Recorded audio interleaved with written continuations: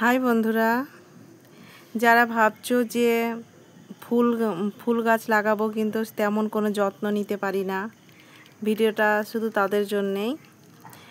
তাদেরকে বলবো শুধু এই অ্যাডিনিয়াম গাছ লাগাও, এতে জল কম লাগে।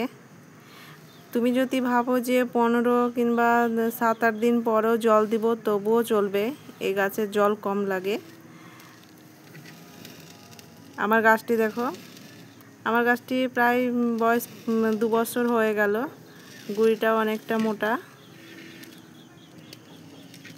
আর আমার গাছে দেখো কত পরিমাণে বীজ এসছে,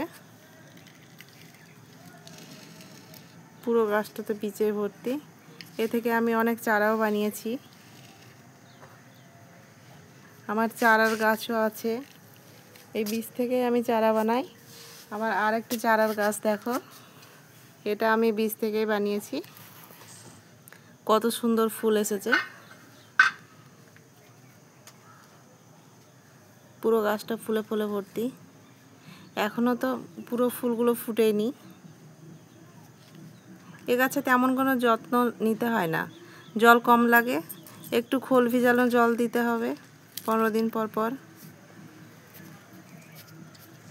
জলও কম দিতে হবে।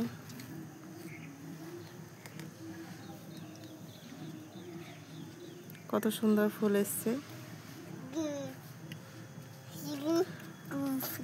পুরো ফুলগুলো ফুটলে গাছটা পুরো ভর্তি হয়ে যাবে।